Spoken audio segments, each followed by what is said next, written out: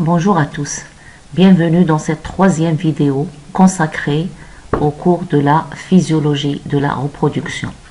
Après avoir étudié le testicule exocrine et le testicule endocrine, on va voir dans cette vidéo la réponse sexuelle et le rôle des hormones sexuelles libérées bien sûr par le testicule. Donc, la réponse sexuelle. La réponse sexuelle, c'est l'érection et l'éjaculation. Elle est contrôlée par le système nerveux autonome ou végétatif, c'est-à-dire le parasympathique et l'orthosympathique. Alors, pour l'érection, les stimuli sexuels, tactiles ou émotionnels, déclenchent un réflexe parasympathique de vasodilatation des artères péniennes, ce qui provoque l'érection. Lorsque les influx responsables de l'érection atteignent un seuil critique, un réflexe spinal est déclenché. Donc les nerfs sympathiques acheminent les influx vers les organes génitaux. Donc ces influx provoquent une série de contractions des conduits génitaux, c'est-à-dire les muscles des conduits génitaux, ils vont se contracter, propulsant ainsi le sperme hors du pénis. Donc c'est l'éjaculation. Donc ce que vous devriez savoir, c'est que l'érection elle est sous le contrôle parasympathique, alors que l'éjaculation, c'est-à-dire l'émission du sperme, est sous le contrôle sympathique. Maintenant, quels sont les facteurs qui peuvent retentir sur le déroulement de la spermatogénèse, c'est-à-dire qui peuvent avoir une influence sur le déroulement de la spermatogénèse. Donc il y a les facteurs nutritionnels. Facteurs nutritionnels, apport protéique, donc tant quantitatif que qualitatif. Donc l'individu, bien le mâle, il doit prendre ses apports protéiques d'une façon correcte. Apport lipidique, apport vitaminique, c'est-à-dire surtout la vitamine A et la vitamine E. Alors la vitamine E, si on a une carence de la vitamine E, donc on peut avoir un arrêt de la spermatogénèse. Donc ceci a été bien sûr vu lors des expériences chez le rat. La vitamine A, elle est très importante à la spermatogénèse. Une déficience de la vitamine A provoque une diminution de la fertilité. Si on a une absence complète de la vitamine A, donc on a un arrêt de la spermatogénèse. Donc d'après des études, on a trouvé des récepteurs de la vitamine A sur les cellules de Sertoli. Il y a également l'apport en oligo-éléments qui intervient dans le déroulement de la spermatogénèse, c'est-à-dire le zinc, le cuivre. Donc ces deux oligo-éléments, ils vont servir à nourrir le spermatozoïde. Donc le zinc, on peut le trouver dans les poissons, la viande, le lait. Le cuivre, on peut le trouver dans le lait, le foie, les fruits secs, les amandes, les noix, etc. Donc d'autres facteurs qui interviennent dans la spermatogénèse, c'est que la lignée germinale, c'est-à-dire les cellules qui vont produire les spermatozoïdes, ils sont sensibles à l'ischémie. Nous avons déjà vu ce terme-là. L'ischémie, c'est un blocage de circulation sanguine. Alors l'ischémie, elle est provoquée par un écrasement du cordon testiculaire qui constitue une méthode de castration. C'est-à-dire si on écrase le cordon testiculaire ou bien les testicules, donc c'est comme si on a fait une castration. Donc ceci, il va retentir sur le déroulement de la spermatogénèse. Il y a également les facteurs physiques, c'est-à-dire la température. Une augmentation de la température, elle est même légère, ainsi qu'une baisse, elle entraîne des lésions des cellules germinales. Donc rappelez-vous, c'est pour ça qu'on a dit que la lignée germinale, elle doit se développer dans une température inférieure à 37 degrés. Donc une augmentation, bien une baisse peut avoir peuvent retentir sur le déroulement de la spermatogénèse. Les radiations, donc les rayons Y et les rayons X et les rayons gamma provoque des lésions importantes des cellules germinales, en particulier des spermatogonies, c'est-à-dire les cellules souches. Donc c'est pour ça qu'on voit chez les médecins, lorsqu'ils vont réaliser une radio, donc bien sûr ils mettent un obstacle entre la radio et les rayons, bien sûr, pour éviter ces problèmes-là. Donc d'autres facteurs interviennent, ce sont les facteurs pharmacologiques, c'est-à-dire les produits toxiques pour les cellules de la lignée germinale. Donc il y a des produits qui peuvent provoquer des lésions irréversibles. C'est le cas des substances radioactives, c'est-à-dire comme chez les soudeurs. Ces substances-là, ils provoquent des lésions irréversibles, c'est-à-dire il va y avoir lésion et ça reste détérioré. Alors, il y a également les lésions, des substances qui peuvent provoquer des lésions réversibles, telles que les agents antitumoraux. Les gens qui ont des cancers et qui prennent des médicaments anticancéreux, des médicaments antimicrobiens, ils vont léser les cellules germinales, mais cette lésion, elle peut être réversible. C'est-à-dire, si on arrête ces médicaments, la lignée, elle devient normale. Il y a également les drogues.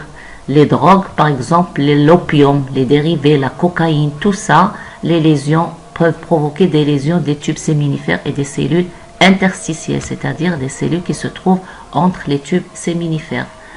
On sait que les gens qui fument, leur fertilité, elle est un petit peu basse. Donc, il y a également certaines infections, l'orchite. Alors, l'orchite, c'est une infection testiculaire qui est causée par un virus que l'on appelle le paramyxovirus. Ce virus-là, il est responsable des oreillons.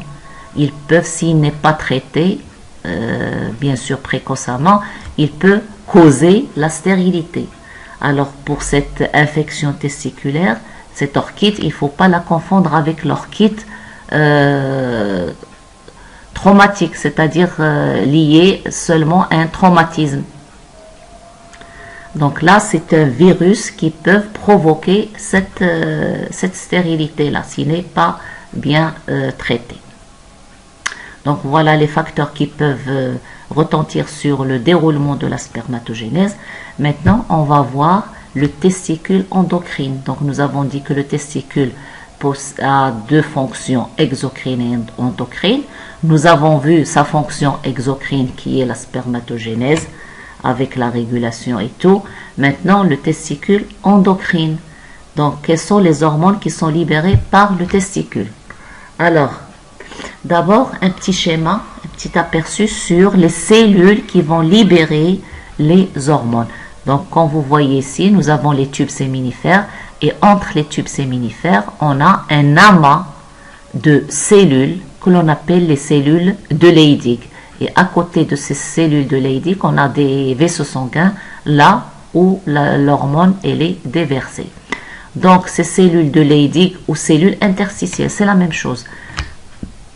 L'ensemble de ces cellules de Leydig constitue la glande interstitielle ou bien glande diastématique. Donc si on vous parle de la glande interstitielle, bien sûr ce sont des cellules, c'est le tissu qui se trouve entre les tubes séminifères et qui a la possibilité de libérer la testostérone. Donc voilà un autre schéma en microscopie électronique. Comme vous voyez ici, vous avez les cellules de Leydig, vous avez les artères, les vaisseaux lymphatiques, etc. Donc c'est un amas de cellules qui se trouve, voilà, vous avez les tubes séminifères.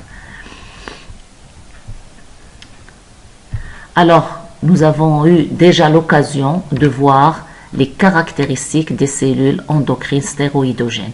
Donc, nous avons dit dans le cours de l'endocrinologie qu'il existe 3 types de cellules qui vont libérer les hormones protéiques, peptidiques ou glycoprotéiques, les neurohormones et les hormones stéroïdogènes, les hormones stéroïdes.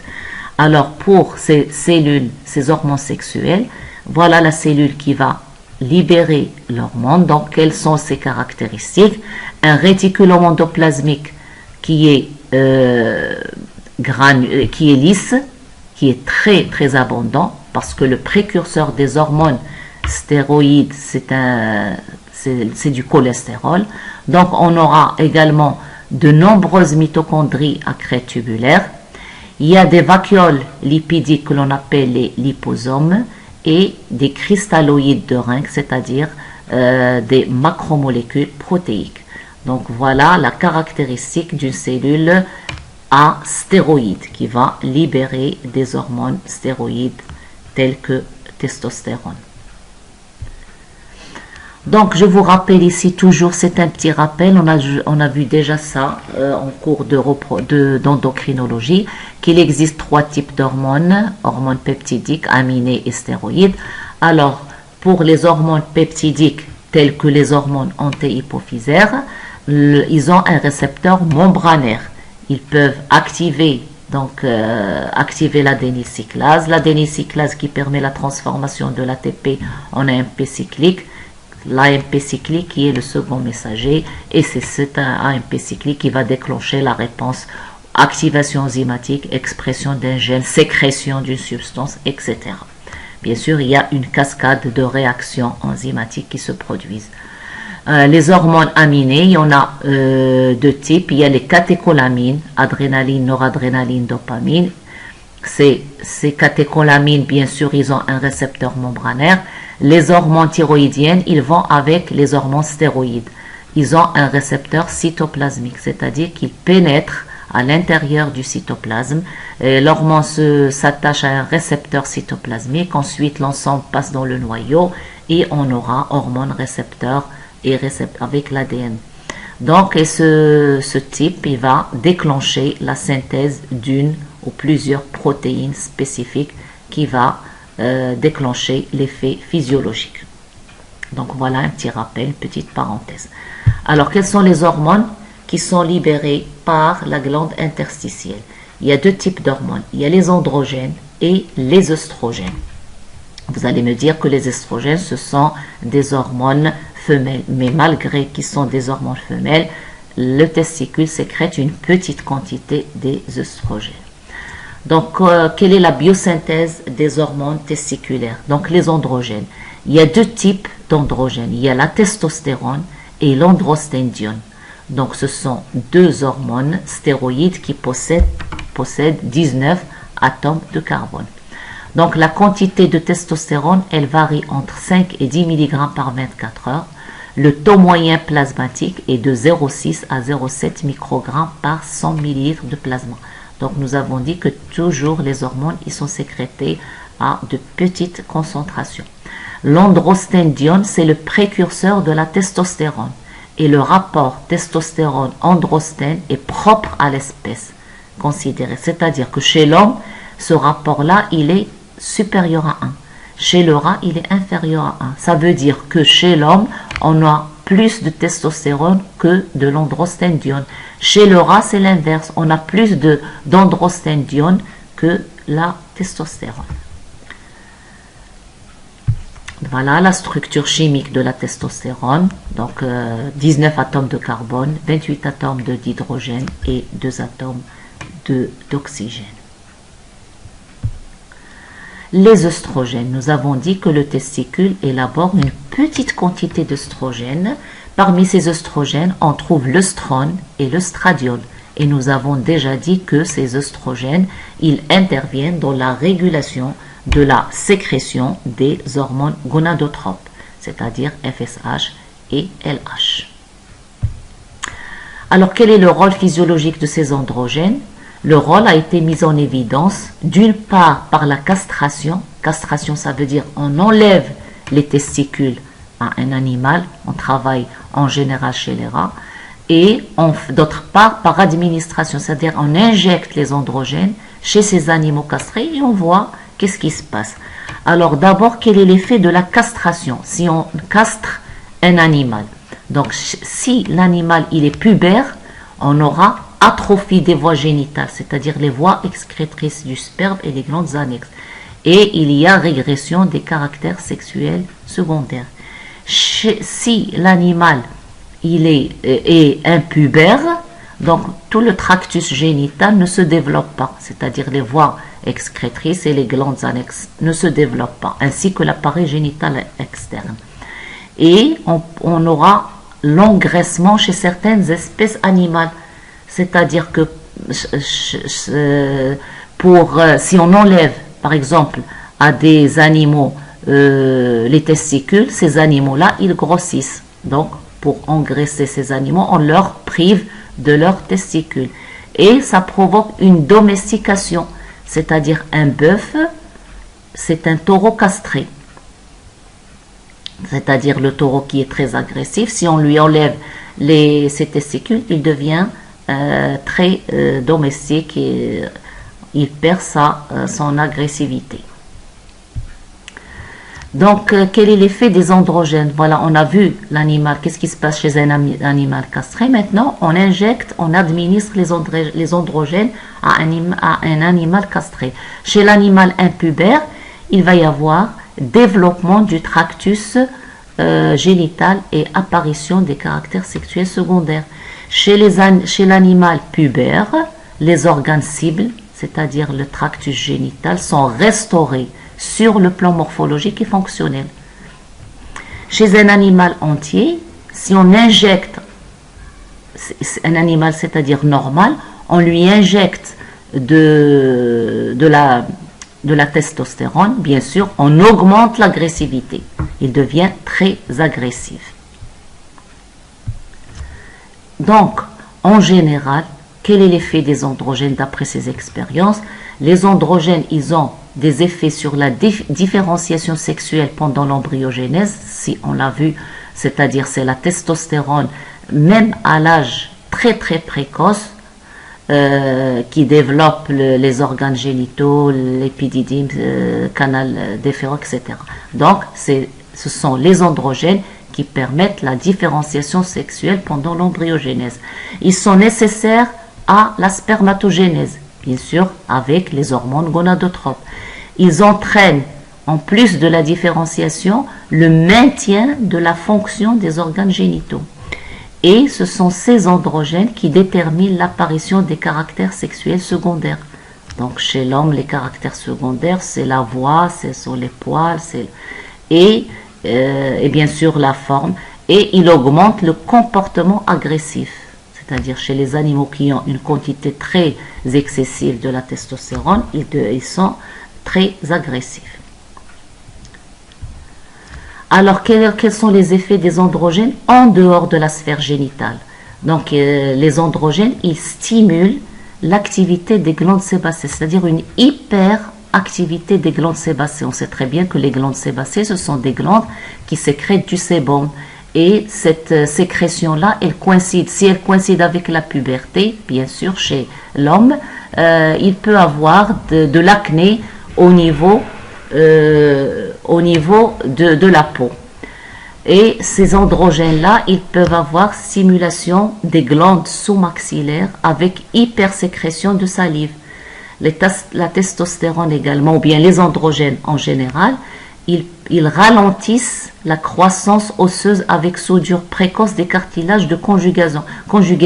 C'est-à-dire que si on n'a pas cette testostérone, on aura des os qui sont très très très longs.